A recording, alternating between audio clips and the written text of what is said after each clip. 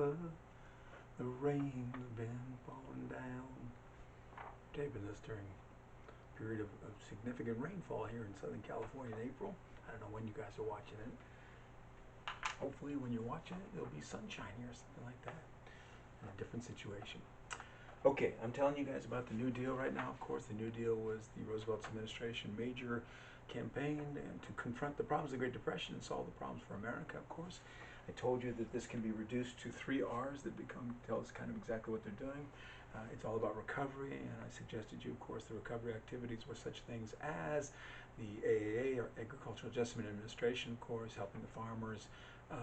NRA didn't work, of course, in terms of business, and the TVA, this regional recovery program, all of it underlaid by monetary policies of lowering interest rate, increasing the money supply, and fiscal policy of compensatory countercyclical fiscal policy of government spending, of course, deficit spending to stimulate the economy in hopes that later on they can recoup their revenues through when the economy is expanding. So anyway, we have these recovery activities that become an essential component of the New Deal. The New Deal also confronted the issues of relief. This is the great humanitarian effort of the New Deal to help those that were in need, and they will do that through such things as the Federal Emergency Relief Administration, which was a direct form of direct relief, just giving money to the local states and local governments so they could help people. Remember that I told you the New Deal was, at least somewhat troubled by the notion of direct relief, so they focused on the issue of work relief to create jobs, give out jobs, of course, instead of handouts. And so they did things like the WPA, Works Progress Administration, employing 8 million people ultimately, the CCC, the Civilian Conservation Corps, and employing over 3 million people, 3 million young men, of course, as ways of trying to stimulate economic, to help the people, of course, but also to stimulate economic growth to some degree. Now, the final manifestation of the New Deal, as I'm presenting it to you, was in the area of reform. So this is actually going to be the critical part of the story. Franklin Roosevelt was a progressive, born and raised in the progressive era, basically. He wanted to do everything he could to try to fix the problems that had led to the Great Depression. So, this becomes a focal point. And there's two kind of issues here that I want you to be aware of. This is the attempt to fix the problems, of course. That's kind of critical to make sure that, what had caused the Great Depression wouldn't happen again. And it does ultimately become the enduring legacy of the New Deal. Everything I told you about in terms of recovery and in terms of relief, that stuff's gone. There is a CCC in California Conservation Corps, but it's only sort of there's just a name kind of connection that goes back to Civilian Conservation Corps. All of the relief agencies, all the recovery agencies and activities are gone. Those things. And TVA, I guess, does hang in there as a utility company, but the rest of it, the apparatus is basically gone. But everything that was done in the area of reform continues to this day. These things are still very much here, okay? So in many ways, this is the enduring legacy of the New Deal and things that continue, to be impactful as far as America is concerned. So I want to tell you about the different kinds of reforms that were conducted by the New Deal. So here we go. What they were doing was they're looking at areas that were troubled. And so this isn't an identification, but I do want you to know that there were significant banking reforms.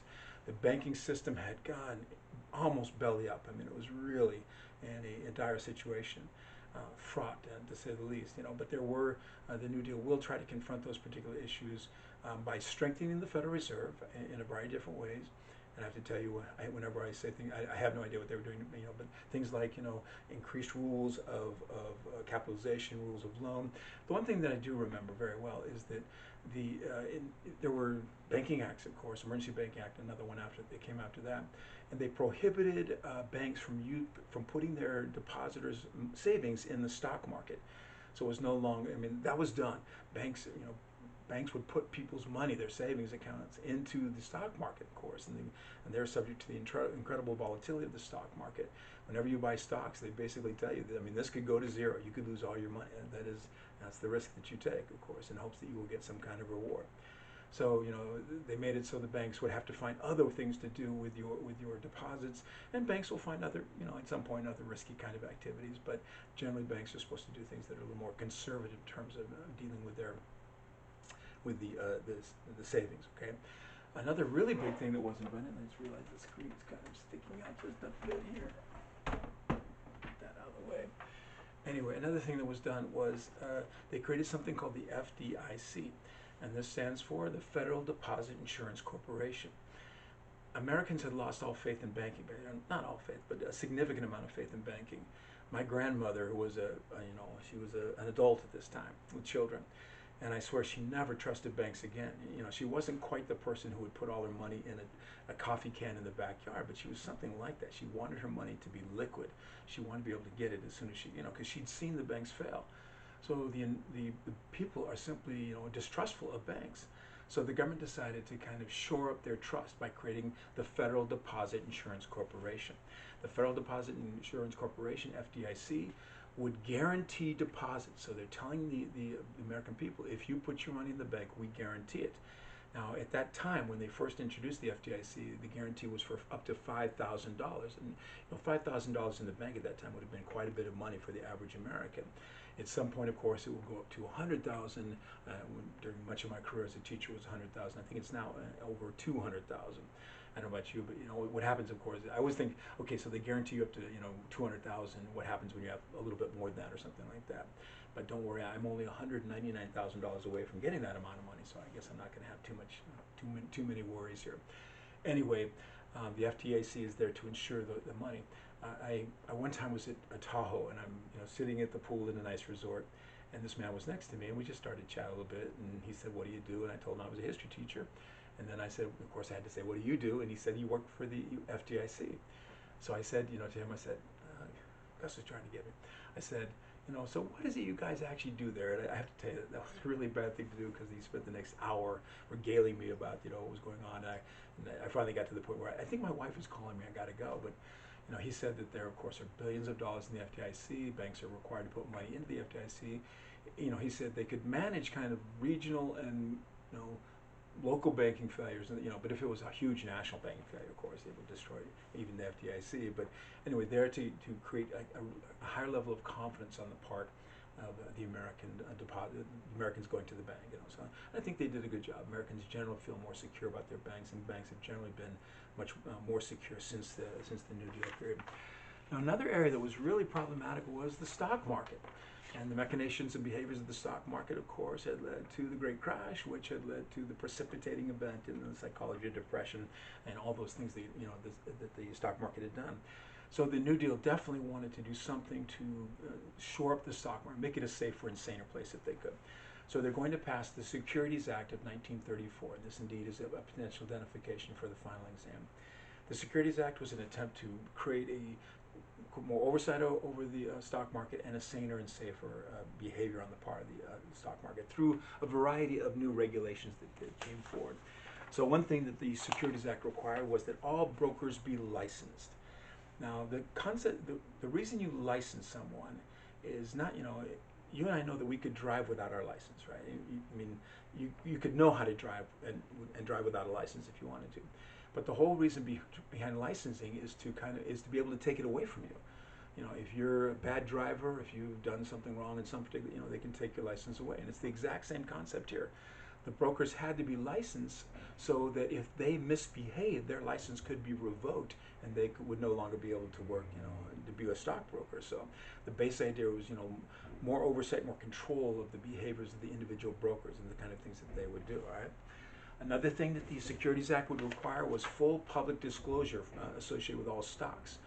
In the good old days, you would buy a stock and you'd have no clue anything about it. You simply bought the stock, took your risk, and if it went well for you, that's great. If it didn't, that's a problem. But now, every single stock that you buy, they're going to have to tell you about it. So every year, if you're a stockholder, you're going to get there's going to be an audit, and the audit is hopefully by someone, it's supposed to be by someone outside the company, and then the audit will be sent to you, and you can know everything you want about the company. I have stock in the Disney company. They send me the annual audit.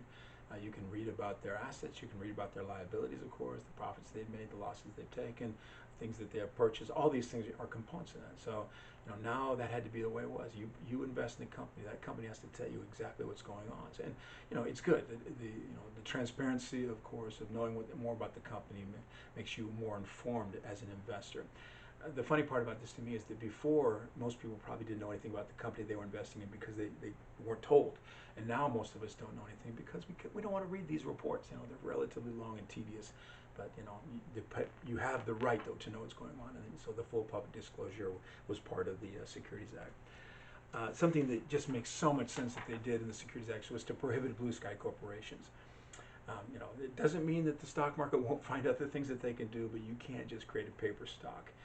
Though I don't really understand the concept of the junk bonds, but I always thought it sounds like Blue Sky Corporation or something like that to me.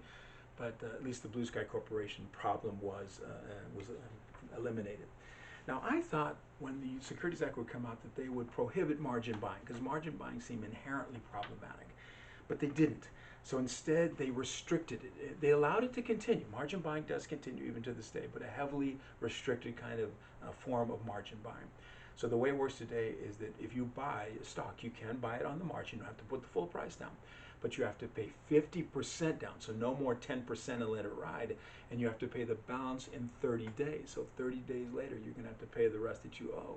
But it does give you still that 30 days of wiggle room and that 30 days of pay. So they still wanted to have at least, I'm not quite sure what the reasoning behind this was, but margin buying, was restricted, at least in a significant way, and hopefully made more safe.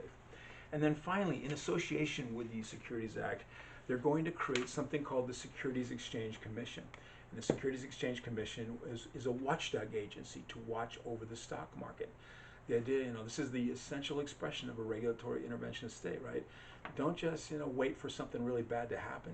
Be attentive to what's going on, And my vision of the Securities Exchange Commission in the beginning was that they're sitting up, looking over the floor of the stock market to see if they can see any problematic behaviors and machinations. Today, the SEC probably spends most of its time looking at computers, trying to see the dynamics of the transactions that are taking place, and seeing if things are going wrong. The Securities Exchange Commission is the great watchdog agency over the stock market, but of course it is tremendously political. So it is based upon, of course, the president and the president's attitude towards, whether they should be attentive to the stock market or more attentive or less attentive. Under George Bush, the stock market pretty much could do what it wanted to do, of course. Under Obama, the SEC is going to be much more attentive to what's going on. But anyway, the SEC was designed to help, preserve a safer and saner stock market situation for the United States, and of course for the American investor. I do want you to know that one thing we have to always understand about the stock market is that it is the most entrepreneurial, dynamic area of our economy, and it's really in many ways problematic. So much of the wealth of the nation has become this financial component. I don't know what it is, but I've heard it's like 40% of the wealth of our nation. And one of the tragedies of that is that 40% of that wealth, of course, is going to really just the richest Americans who have all this money to invest. But it is so intensely entrepreneurial that it's always looking for a new way to make money. I mean, this is the dynamic. And I read somewhere that they pay financial engineers, I don't know what it was, 40 times more than they do the technical engineers. You'd think we'd want the technical engineers to build the things of America, but instead we pay the big bucks to those who can come up with new, weird ways of making money. So it's kind of necessary that someone's trying to oversee this, in some way, because it has such an entrepreneurial dynamic, that tends almost towards the behavior of pirates and things like that. That we have to, be significantly careful about it. Anyway, one thing that the New Deal would do is try to create, and of course it's the endless struggle, but try to create a safer and saner stock market. Now, one major issue that the New Deal was concerned with was the maldistribution of wealth. Remember, I told you that was a feature leading to ultimately the Great Depression. Now, the question is, what do you do about that? And I swear that is like the question of forever. What do we do about the maldistribution of wealth? But the New Deal had ideas about it. Things that they thought they could do. They saw the maldistribution of wealth based in somewhat part upon the weakness of the workers. The workers were relatively weak, compared to the employers. They didn't have much power. They couldn't assert themselves in any kind of way. So the New Deal sought to try to empower the worker. And the way that they would empower the worker is to empower an organization that could represent the worker.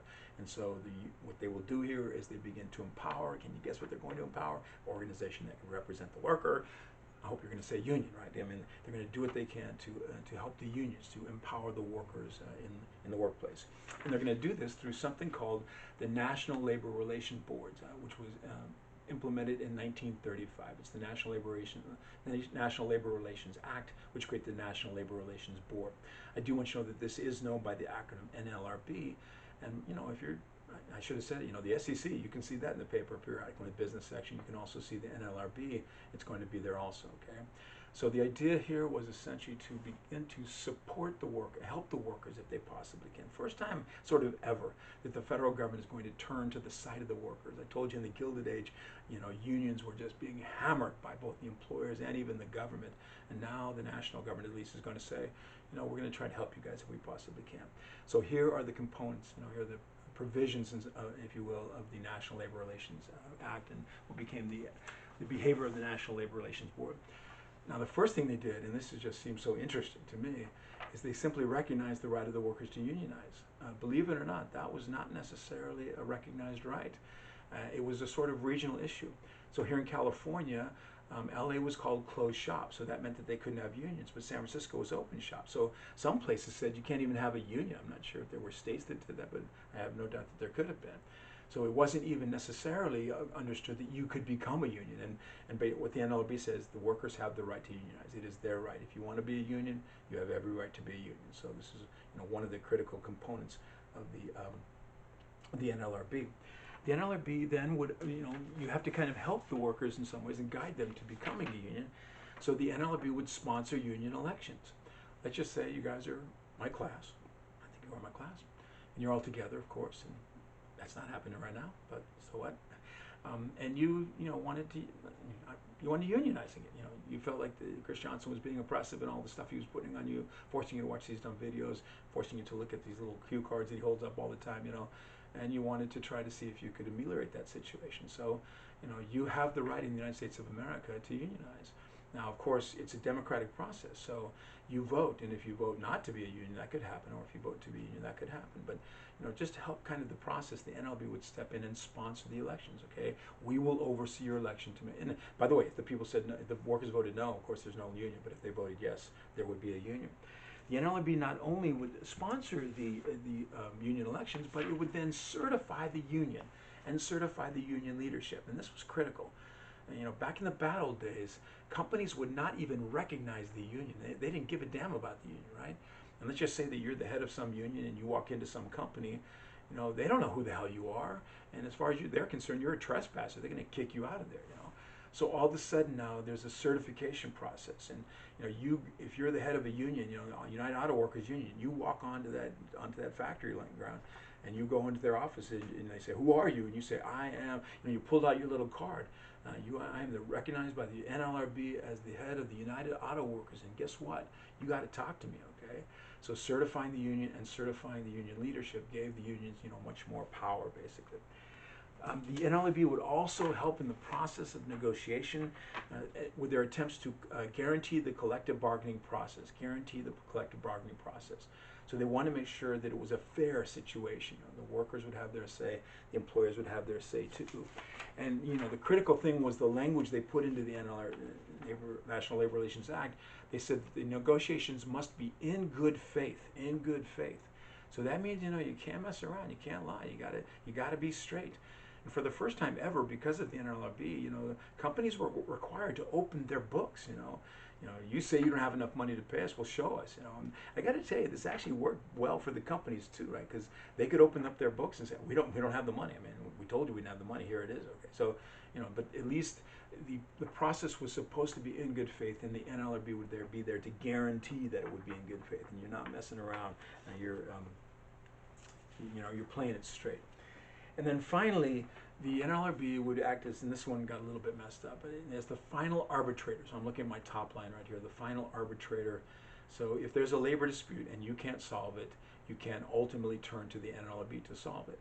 I have to tell you that most unions and employers do want to avoid arbitration, because the problem with arbitration is that once you go to arbitration, you have to accept what they say, no matter what. If you don't like it, it doesn't matter. You have to accept it.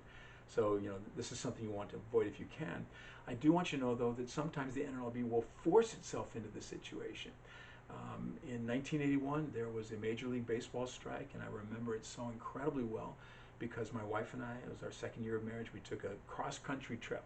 And the primary objective of that trip for me was to go to as many baseball parks as I possibly can. I wanted to see baseball in a whole bunch of parks across America. And of course, I didn't get to it all. Instead, it was the strike, and so instead, what I did, of course, was I stood outside of Wrigley Field and had my picture with a tear going down my cheek, and I stood outside of Fenway Park with a tear going, it was such a disappointment to me. Now, at some point, there was just a decision that this is not good for America, and so the NLRB forced arbitration on them. And the NLRB would also force arbitration on the air traffic controller strike, because that was seen, of course, with a national impact. So the NLRB is moving forward, of course, to recognize the right of the workers, to sponsor elections, to certify the unions, to guarantee the collective bargaining process, and to act as the final arbiter, the arbitrator of last resort. And all of this led to, here's my thing, I didn't want it to be combined like this, it led to an increased manifestation of unionism as unions began to kind of explode across America. We have the United Auto Workers, United Steel Workers really beginning to manifest themselves in significant power. It did lead to a tremendous amount of labor violence. Just because the government was saying that the unions now have a right to be here doesn't mean that the employers who had dominated the situation, and who'd always been able to overcome the labor, they're not going to cave into this necessarily. And it led to a significant amount of strikes, of course, and labor violence. One of the classic stories of the moment, was the Ford Company. And Henry Ford did not want the United Auto Workers to come into his factories. He didn't want that to happen. So he decided he was going to, he's going to be proactive here and stop this by locking out the workers. He's going to say, if you're going to mess with me, I'm going to mess with you. I'm going to mess you up. So he's going to lock them out. Well, the workers found out that he was going to lock them out, and so it was going to happen at a shift change. And so one shift would leave, and then they wouldn't let the other one in. But the workers found out, so when the shift came to an end, they didn't go. So instead of a lockout, it became a sit-down strike. And it got really nasty I think it lasted for 40 days or something like that. Ford turned off the electricity, turns off the water, of course. It's hard to live. And don't think these guys are going to starve to death. There were windows, and their wives would bring them a lunch and stuff like that. And I have a feeling that, they had to deal with their bathroom stuff through buckets and, somehow to make that all kind of work for itself. But here's the thing. In the battle days, Henry Ford would have won every single time. The workers struck, and nothing came of it. But now with, of course, the support of the federal government, it's not going to be the workers who back down. It's Henry Ford. He had to back down, and he had to accept the United Auto Workers. So in the end, although there was a struggle, and most of this is occurring in 1935, 1936, when you have this really intensity of kind of the labor activities.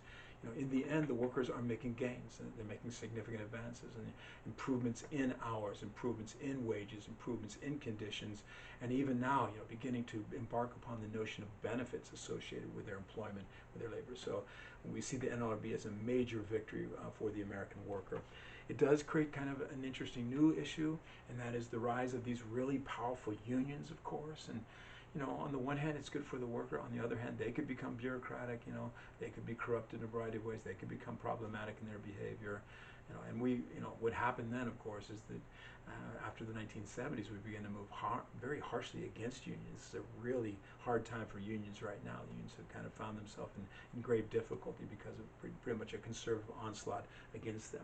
But anyway, one of the things that the New Deal will do to help the worker is to empower them through the NLRB. Another thing that the New Deal decided to do was to assist the workers to create a floor of wages, and they'll do this through something called the Fair Labor Standards Act.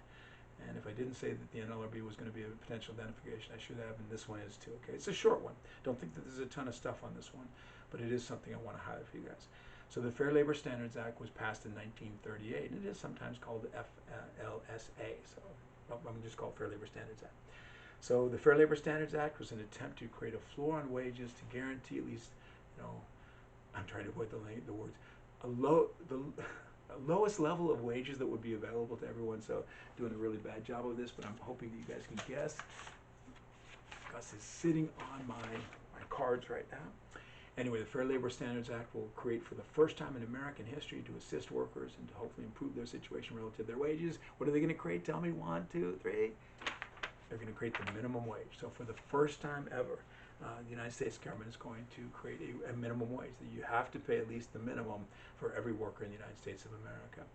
Now, just for fun, I've always wondered, and I'm not going to get to know, But think to yourself, what do you think that original minimum wage was? This is 1938, and just so give me a wild guess. And I've done this many times, of course, and students have said a whole bunch of things, from a dollar or something. A dollar seems like hardly any money whatsoever, but the original minimum wage was 25 cents an hour. 25 cents an hour. And believe it or not, 25 cents an hour gave about 750,000 people, over 700,000 people got a raise with 25 cents an hour. Now, in the legislation, they decided that there would be a graduation of the minimum wage, to be automatic. And it would occur in 1940, and it would raise the minimum wage to